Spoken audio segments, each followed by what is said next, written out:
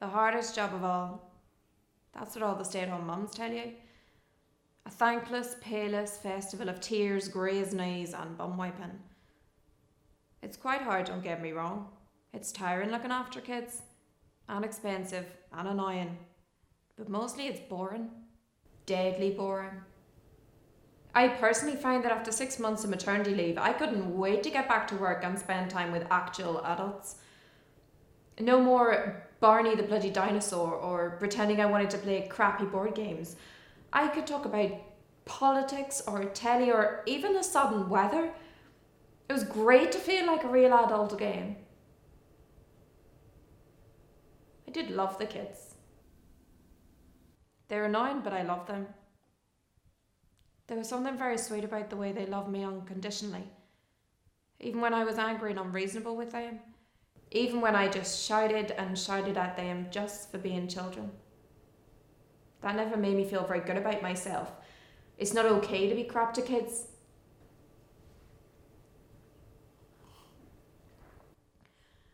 Which is an ironic statement considering what I've done.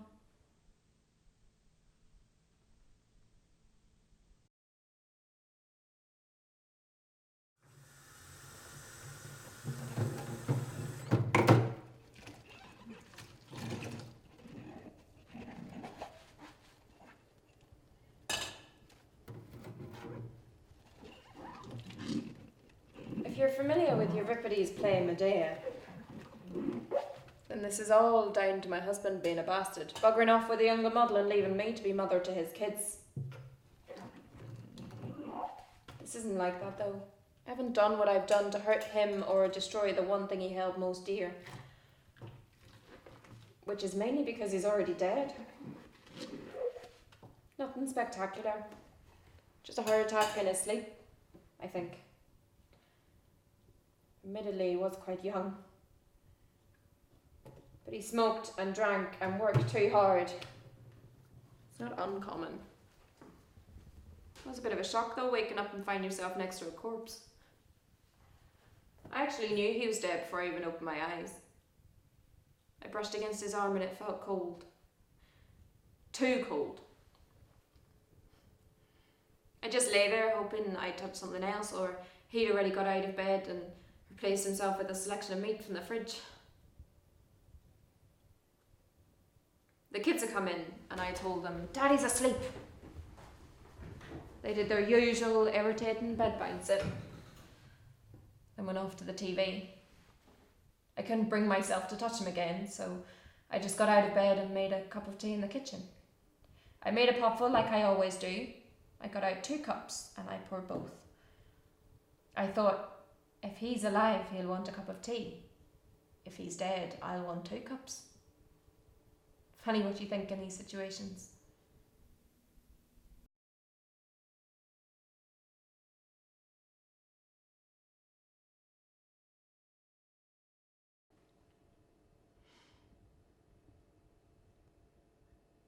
When I entered the room again, I realised I hadn't actually looked at him yet. His eyes were closed, but he was pale. I've been told before that dead people really do look dead, not like they're sleeping at all. And it's true. There's no mistaking it. I sat on the edge of the bed and I drank both cups of tea. I had to touch him sometime, I knew, so I went for the armpit in the end. It's a strange place to choose, I'll grant you. But my thinking was it would be one of the last places to stay warm so I could see how dead he really was. See, I've always seen death as a 2-stage thing. Stage 1 is where your heart stops, and stage 2 is where your brain is dead. If he still had some warmth, then maybe stage 2 hadn't completely finished yet.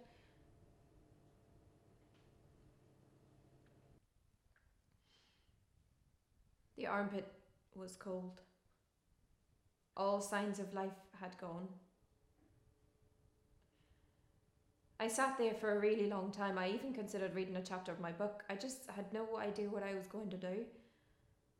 At that moment, I was the only one who knew. As far as the world was concerned, absolutely nothing had changed. It was Saturday, so None of his work colleagues would have missed him yet. No one had rung to speak to him, and even the light on his phone that said he got a text message wasn't flashing. Literally, no one had a clue he'd ceased to exist.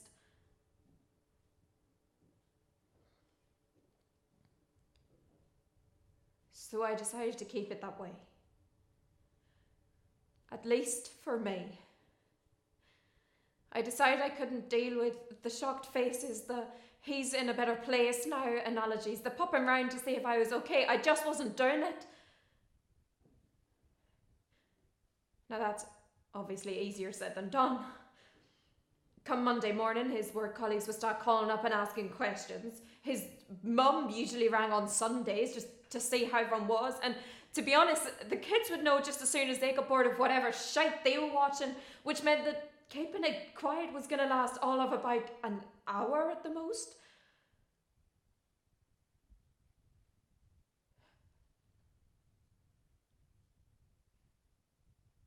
So I ran a bath. I filled it with bubbles, and I got out all the kids' toys. We don't usually bathe them on Saturday mornings, but we've always been pretty poor at keeping a set schedule on these things, so they didn't ask any questions. They're still just small enough to fit in the bath together. But it always leads to fighting and arguments. So I washed the hair and just sat and watched them as they played. The eldest one thinks it's really funny to make a beard out of bubbles. And the youngest one always laughs when he does this.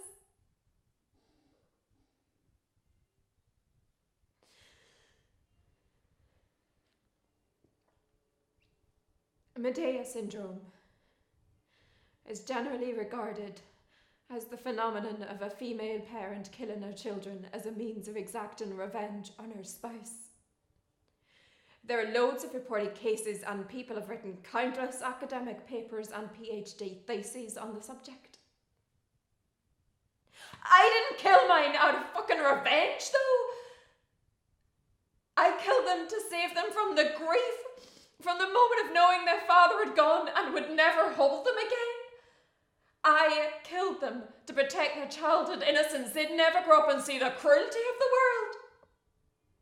I killed them out of motherly kindness.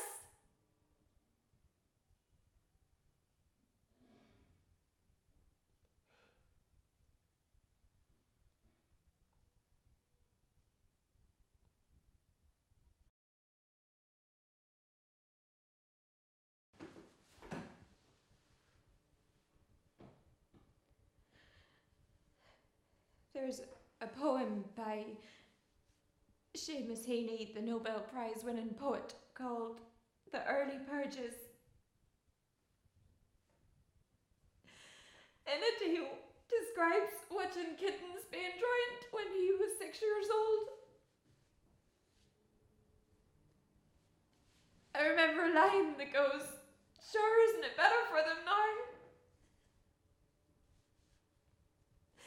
For a moment of terror, they get an eternity of peace. I think it's better for my babies now.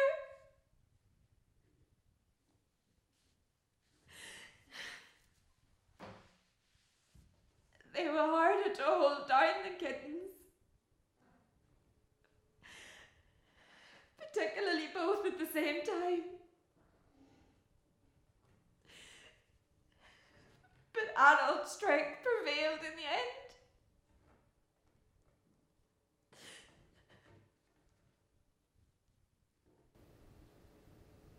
The house feels quiet. The kids are still in the bath. My husband's still in bed. I've set up a rope in the hallway. I was just tidying up before I use it.